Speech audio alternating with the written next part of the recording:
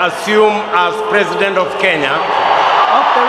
William Ruto only narrowly won Kenya's 2022 presidential election. Although a member of the country's political establishment and a former deputy president for nearly a decade, he said he was different. A hustler on the side of the poor. He said he had a bottom-up plan promising employment for the youth and an end to decades of corruption and mismanagement. People were killed on Tuesday in violent protests against his finance bill that included heavy tax increases.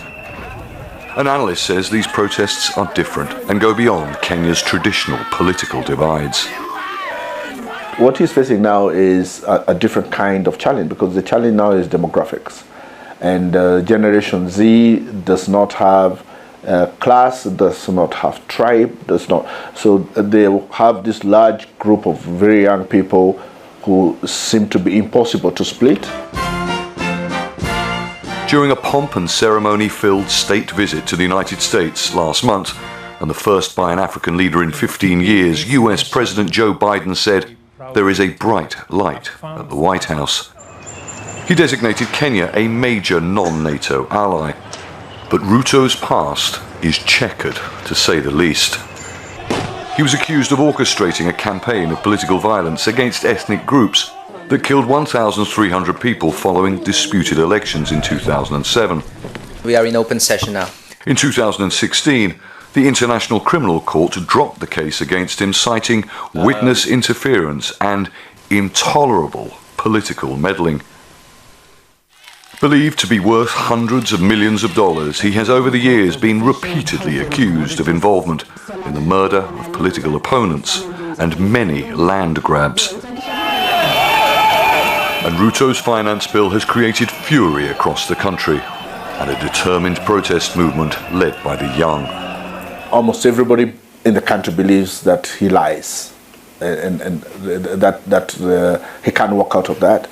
Almost everybody in the country believes he's corrupt. He can't walk out of that.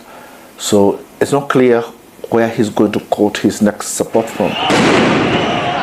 Ruto was forced to refuse to sign off on the new tax law, saying he conceded Kenyans wanted nothing to do with it. A new generation of protesters in Kenya may have won this battle, but there's little indication their president will seriously address their wider grievances. Charles Strafford, Al Jazeera. Let's bring in Reginald Katsutu. He's an associate lecturer at Oxford Brookes University and a financial economist. He joins us now from Oxford. So, Reginald, the finance bill has obviously been put aside, but where does Ruto go from here when you see this level of anger and disillusionment? And as we've been reporting, this is a grassroots movement driven by the youth. What are his options now?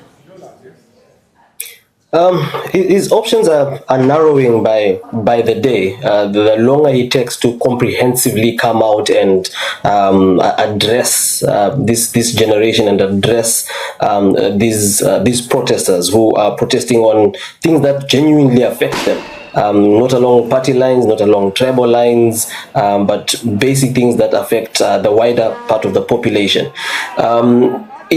The protests themselves, I think, have done a lot of damage on Ruto's reputation or type of image he has been trying to build for himself over the last 2 years with all his frequent trips, photo ops with the who's who in this world. But the response, he responded to peaceful protesters, headshots, people being killed, people being abducted, has tarnished that. So I think his options are narrowing, and his international support is also changing.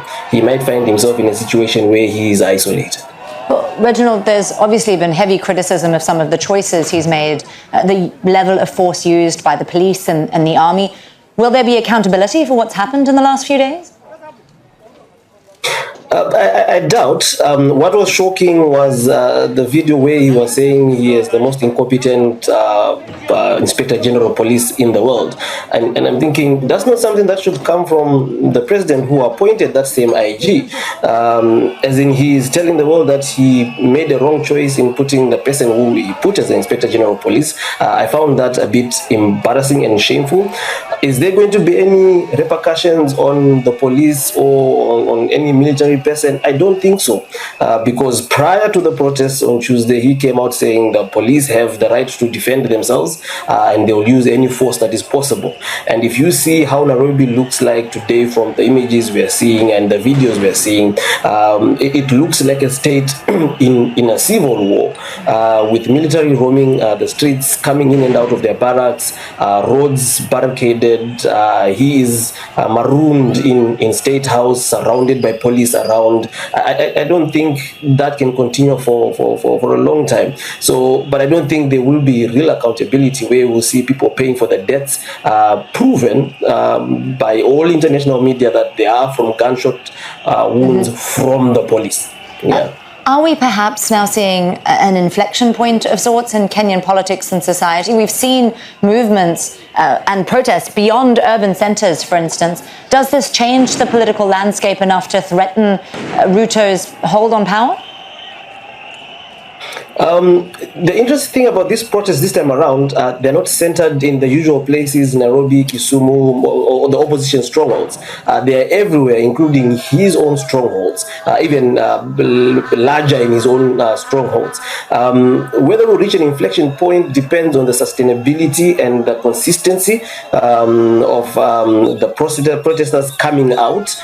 If they're going to do this every day and he has to shut down the country like this every day, it will reach a point in time where pressure will not only come from the protesters, but might start coming from his business associates, because businesses are not open from the region, for fearing for a contingent effect going around, and from his developmental partners in the West, who value democracy and human rights more than anything. So once pressure starts coming from those angles, I think he might have to double down on a lot of things, which will hurt his chances of re-election in 2027. Very interesting times in Kenya, certainly. Reginald Kazutu there, an associate lecturer at Oxford Brookes University. Thank you so much for joining us on the News Hour, Reginald.